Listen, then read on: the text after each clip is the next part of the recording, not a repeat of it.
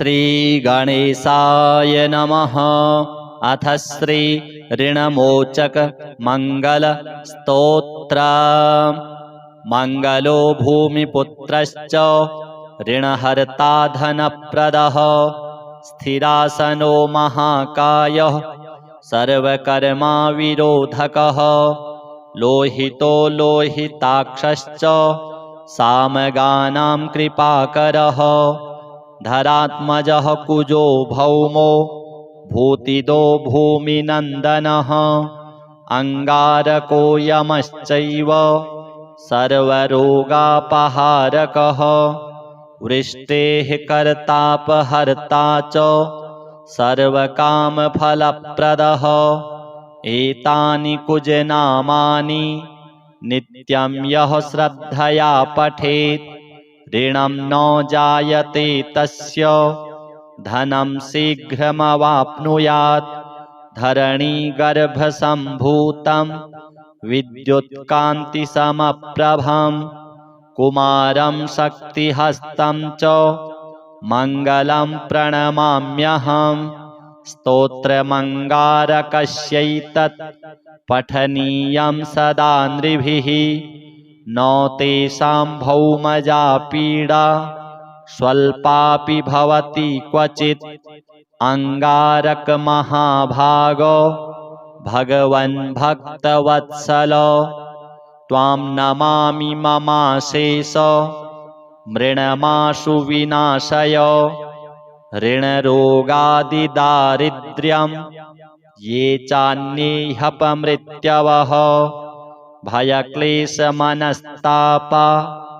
नश्यन्तु मम सर्वदा अतिवक्रदुराराध्य भोगमुक्तजितात्मनः तुष्टो ददासि साम्राज्यं रुष्टो हरसि तत्क्षणात् विरिञ्चि शक्रविष्णूनां मनुष्याणां तु का कथा तेन त्वं सर्वसत्त्वेन ग्रहराजो महाबलः पुत्रान् देहि धनं देहि त्वामस्मि शरणं गतः ऋणदारिद्र्यदुःखेन शत्रूणां च भयात्ततः एभिर्द्वादशभिः श्लोकैर्यः स्तौति च धरासुतं महतीं श्रियमाप्नोति ह्यपरो धनदो युवा श्रीमङ्गलदेवार्पणमस्तु। मंगलो भूमिपुत्रश्च ऋणहर्ता धनप्रदः स्थिरासनो महाकायः सर्वकर्मा विरोधकः लोहितो लोहिताक्षश्च सामगानां कृपाकरः धरात्मजः कुजो भौमो भूतिदो भूमिनन्दनः अंगारको यमश्चैव सर्वरोगापहारकः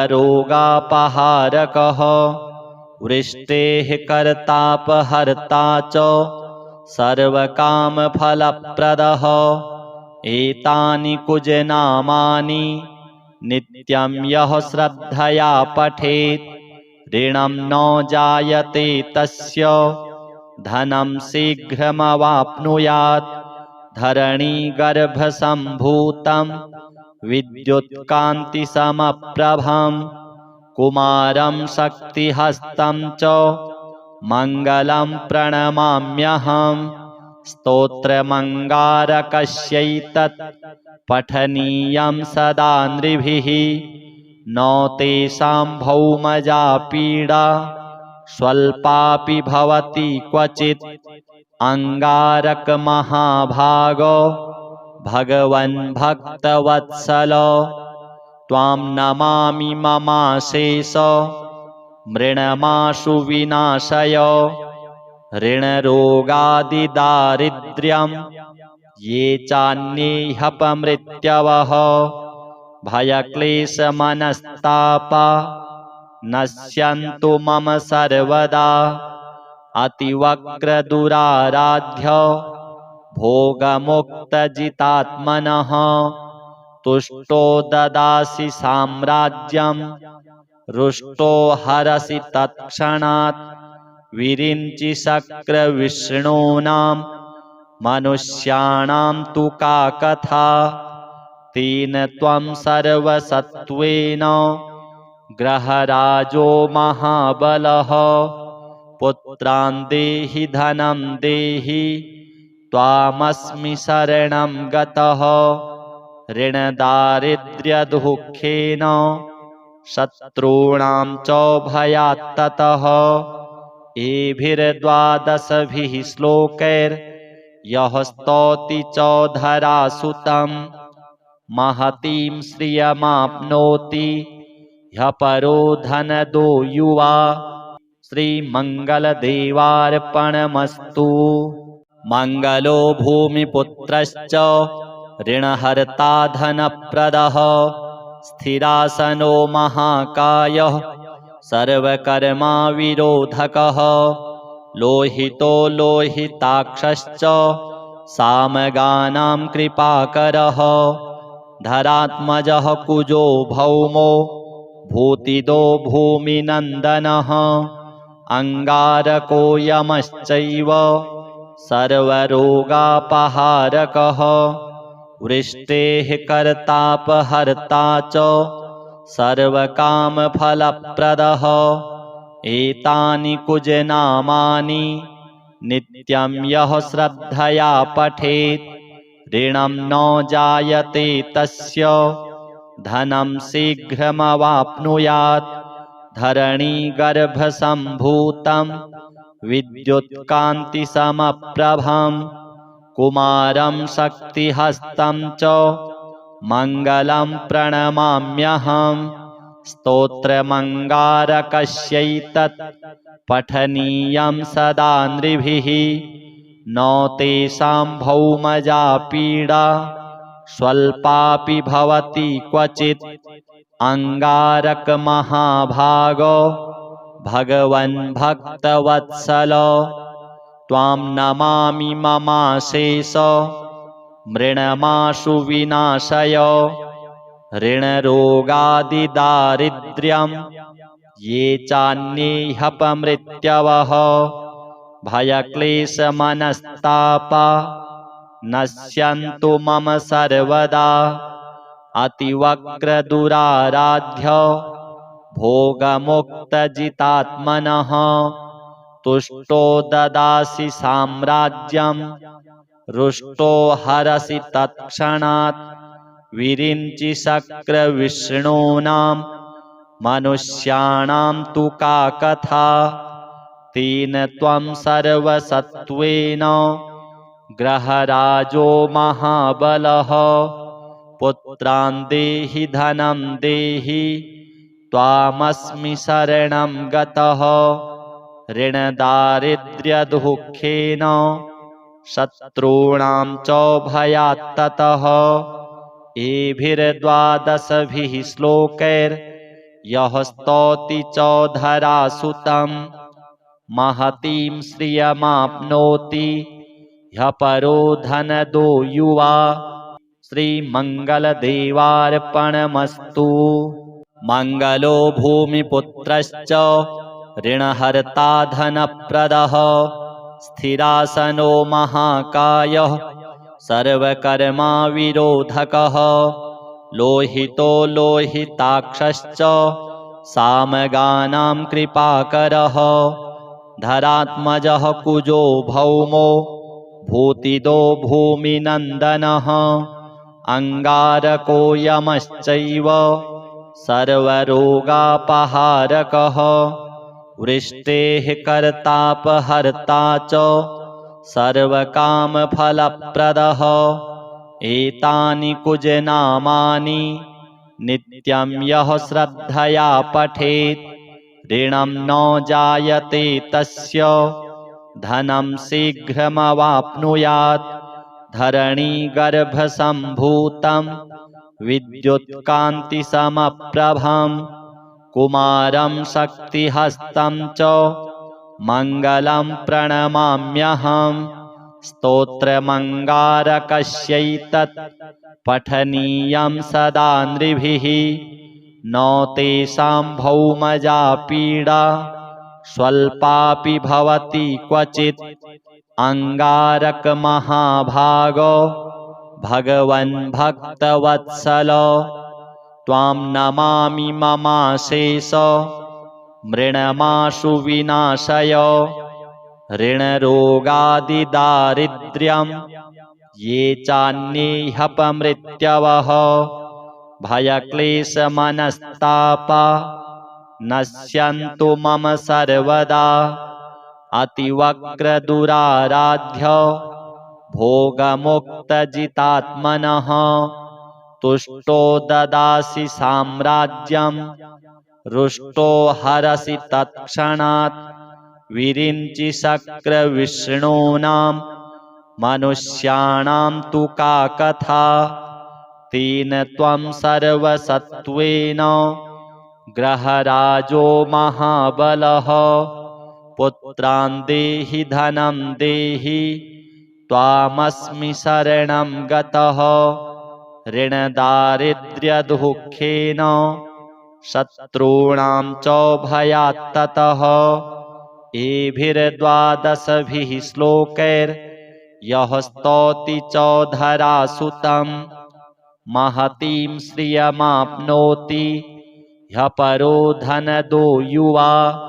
श्रीमङ्गलदेवार्पणमस्तु। मङ्गलो भूमिपुत्रश्च ऋणहर्ता धनप्रदः स्थिरासनो महाकायः सर्वकर्मा विरोधकः लोहितो लोहिताक्षश्च सामगानां कृपाकरः धरात्मजः कुजो भौमो भूतिदो भूमिनन्दनः अंगारको यमश्चैव सर्वरोगापहारकः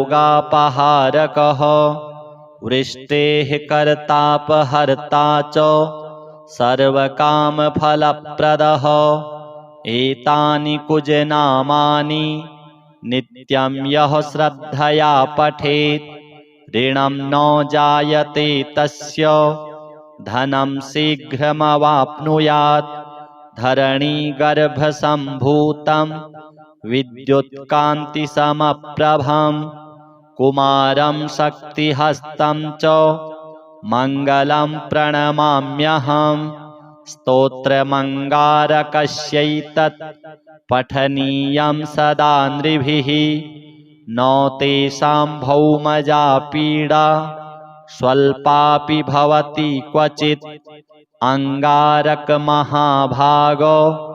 भगवन् भक्तवत्सल त्वां नमामि ममाशेष मृणमाशु विनाशय ऋणरोगादिदारिद्र्यं ये चान्ये ह्यपमृत्यवः भयक्लेशमनस्तापा नश्यन्तु मम सर्वदा अतिवक्रदुराराध्य भोगमुक्तजितात्मनः तुष्टो ददासि साम्राज्यं रुष्टो हरसि तत्क्षणात् विरिञ्चि शक्रविष्णूनां मनुष्याणां तु का कथा तेन त्वं सर्वसत्त्वेन ग्रहराजो महाबलः पुत्रान् देहि धनं देहि त्वामस्मि शरणं गतः ऋणदारिद्र्यदुःखेन शत्रूणां च भयात्ततः एभिर्द्वादशभिः श्लोकैर्यः स्तौति च धरासुतं महतीं श्रियमाप्नोति ह्यपरो धनदो युवा। श्रीमङ्गलदेवार्पणमस्तु। मङ्गलो भूमिपुत्रश्च ऋणहर्ता धनप्रदः स्थिरासनो महाकायः सर्वकर्मा विरोधकः लोहितो लोहिताक्षश्च सामगानां कृपाकरः धरात्मजः कुजो भौमो भूतिदो भूमिनन्दनः अंगारको यमश्चैव सर्वरोगापहारकः वृष्टेः कर्तापहर्ता च सर्वकामफलप्रदः एतानि कुजनामानि नित्यं यः श्रद्धया पठेत् ऋणं न जायते तस्य धनं शीघ्रमवाप्नुयात् धरणीगर्भसम्भूतं विद्युत्कान्तिसमप्रभं कुमारं शक्तिहस्तं च मङ्गलं प्रणमाम्यहम् स्तोत्रमङ्गारकस्यैतत् पठनीयं सदा नृभिः न तेषां भौमजा पीडा स्वल्पापि भवति क्वचित् अंगारकमहाभागो भगवन् भक्तवत्सल त्वां नमामि ममाशेष मृणमाशु विनाशय ऋणरोगादिदारिद्र्यं ये चान्ये ह्यपमृत्यवः भयक्लेशमनस्तापा नश्यन्तु मम सर्वदा अतिवक्रदुराराध्य भोगमुक्तजितात्मनः तुष्टो ददासि साम्राज्यं रुष्टो हरसि तत्क्षणात् विरिञ्चि शक्रविष्णूनां मनुष्याणां तु का कथा तेन त्वं सर्वसत्त्वेन ग्रहराजो महाबलः पुत्रान् देहि धनं देहि त्वामस्मि शरणं गतः ऋणदारिद्र्यदुःखेन शत्रूणां च भयात्ततः एभिर्द्वादशभिः श्लोकैर्यः स्तौति च धरासुतं महतीं श्रियमाप्नोति ह्यपरो धनदो युवा श्रीमङ्गलदेवार्पणमस्तु। मङ्गलो भूमिपुत्रश्च ऋणहर्ता धनप्रदः स्थिरासनो महाकायः सर्वकर्माविरोधकः लोहितो लोहिताक्षश्च सामगानां कृपाकरः धरात्मजः कुजो भौमो भूतिदो भूमिनन्दनः अंगारको यमश्चैव सर्वरोगापहारकः वृष्टेः कर्तापहर्ता च सर्वकामफलप्रदः एतानि कुजनामानि नित्यं यः श्रद्धया पठेत् ऋणं न जायते तस्य धनं शीघ्रमवाप्नुयात् धरणीगर्भसम्भूतं विद्युत्कान्तिसमप्रभं कुमारं शक्तिहस्तं च मङ्गलं प्रणमाम्यहम् स्तोत्रमङ्गारकस्यैतत् पठनीयं सदा नृभिः न तेषां भौमजा पीडा स्वल्पापि भवति क्वचित् अंगारकमहाभागो भगवन् भक्तवत्सल त्वां नमामि ममाशेष मृणमाशु विनाशय ऋणरोगादिदारिद्र्यं ये चान्ये ह्यपमृत्यवः भयक्लेशमनस्तापा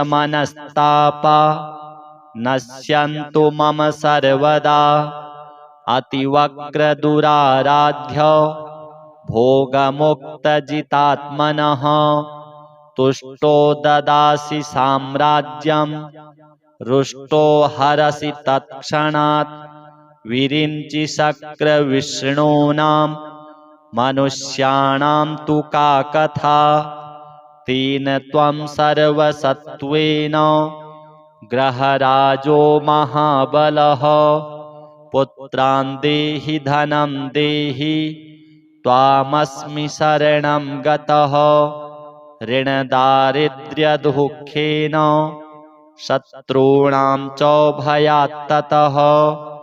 एभिर्द्वादशभिः श्लोकैर्यः स्तौति च धरासुतं महतीं श्रियमाप्नोति ह्यपरो धनदो युवा। श्रीमङ्गलदेवार्पणमस्तु। मङ्गलो भूमिपुत्रश्च ऋणहर्ता धनप्रदः स्थिरासनो महाकायः सर्वकर्मा विरोधकः लोहितो लोहिताक्षश्च सामगानां कृपाकरः धरात्मजः कुजो भौमो भूतिदो भूमिनन्दनः अंगारको यमश्चैव सर्वरोगापहारकः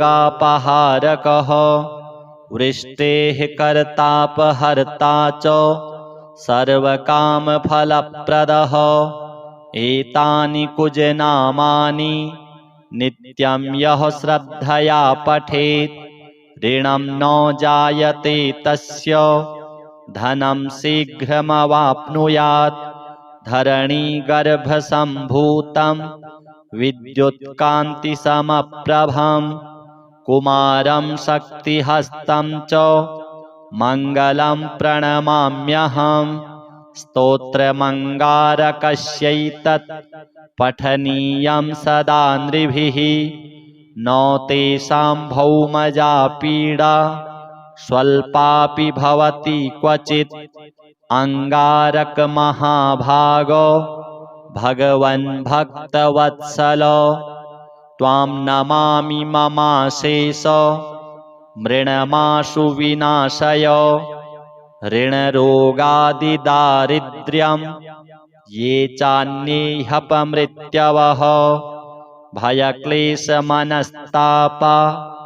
नश्यन्तु मम सर्वदा अतिवक्रदुराराध्य भोगमुक्तजितात्मनः तुष्टो ददासि साम्राज्यं रुष्टो हरसि तत्क्षणात् विरिञ्चि शक्रविष्णूनां मनुष्याणां तु का कथा तेन त्वं सर्वसत्त्वेन ग्रहराजो महाबलः पुत्रान् देहि धनं देहि त्वामस्मि शरणं गतः ऋणदारिद्र्यदुःखेन शत्रूणां च भयात्ततः एभिर्द्वादशभिः श्लोकैर्यः स्तौति च धरासुतं महतीं श्रियमाप्नोति ह्यपरो धनदो युवा। श्रीमङ्गलदेवार्पणमस्तु।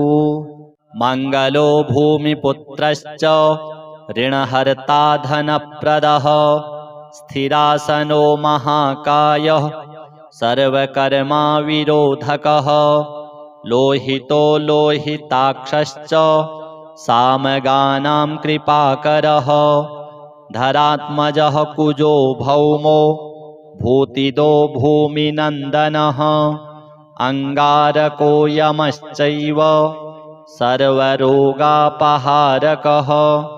वृष्टेः कर्तापहर्ता च सर्वकामफलप्रदः एतानि कुजनामानि नित्यं यः श्रद्धया पठेत् ऋणं न जायते तस्य धनं शीघ्रमवाप्नुयात् धरणीगर्भसम्भूतं विद्युत्कान्तिसमप्रभं कुमारं शक्तिहस्तं च मङ्गलं प्रणमाम्यहम् स्तोत्रमङ्गारकस्यैतत् पठनीयं सदा नृभिः न तेषां भौमजा पीडा स्वल्पापि भवति क्वचित् अंगारकमहाभागो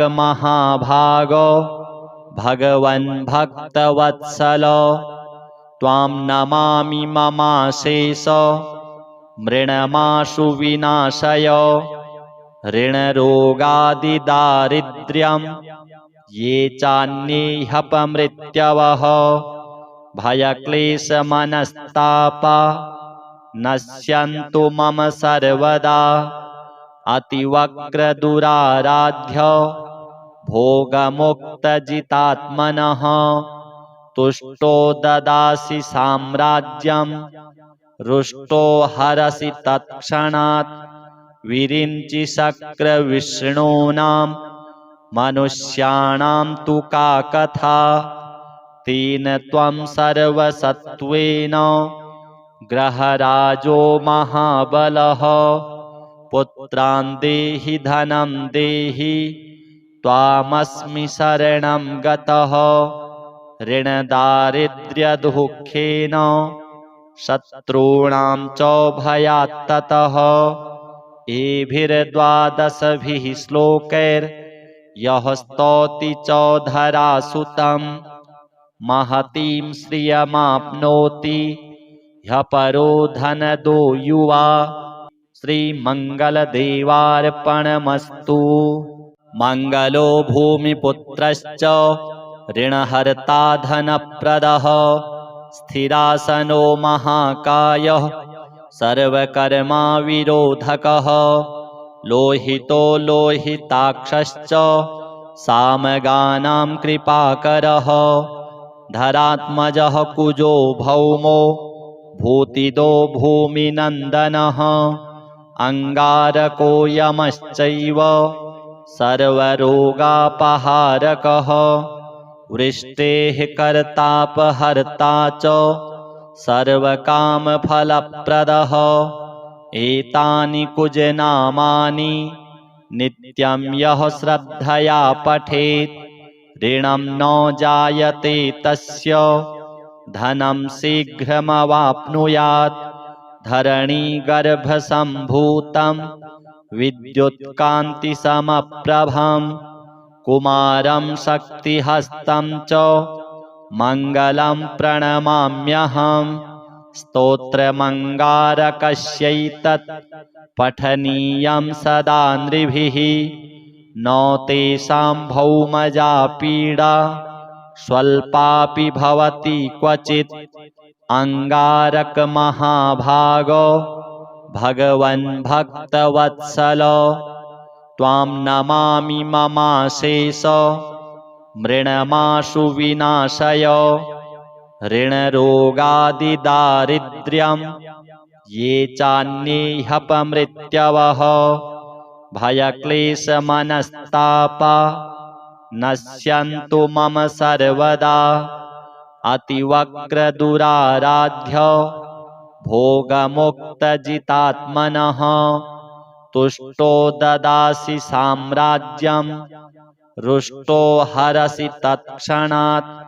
विरिञ्चि शक्रविष्णूनां मनुष्याणां तु का कथा।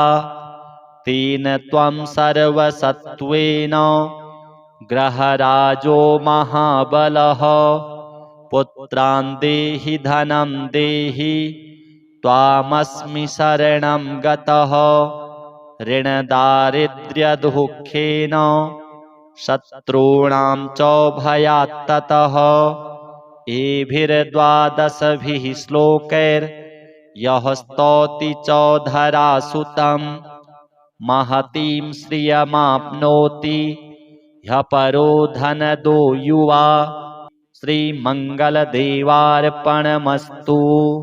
मङ्गलो भूमिपुत्रश्च ऋणहर्ता धनप्रदः।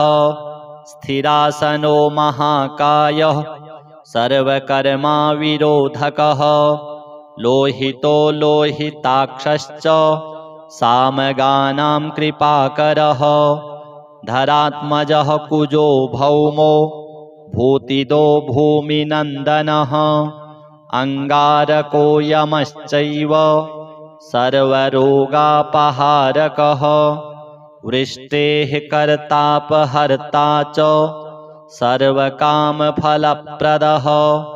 एतानि कुजनामानि नित्यं यः श्रद्धया पठेत्। ऋणं न जायते तस्य धनं शीघ्रमवाप्नुयात्। धरणीगर्भसम्भूतं विद्युत्कान्तिसमप्रभं कुमारं शक्तिहस्तं च मङ्गलं प्रणमाम्यहम्। स्तोत्रमङ्गारकस्यैतत् पठनीयं सदा नृभिः। न तेषां भौमजा पीडा स्वल्पापि भवति क्वचित्। अङ्गारकमहाभागो भगवन् भक्तवत्सल त्वां नमामि ममाशेष मृणमाशु विनाशय। ऋणरोगादिदारिद्र्यं ये चान्ये ह्यपमृत्यवः भयक्लेशमनस्तापा नश्यन्तु मम सर्वदा। अतिवक्रदुराराध्य भोगमुक्तजितात्मनः तुष्टो ददासि साम्राज्यं रुष्टो हरसि तत्क्षणात्। विरिञ्चि शक्रविष्णूनां मनुष्याणां तु का कथा। तेन त्वं सर्वसत्त्वेन ग्रहराजो महाबलः।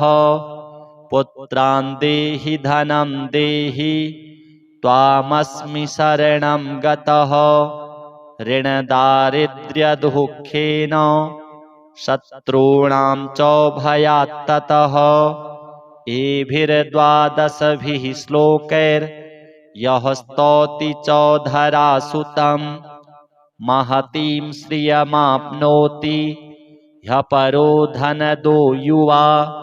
श्रीमङ्गलदेवार्पणमस्तु।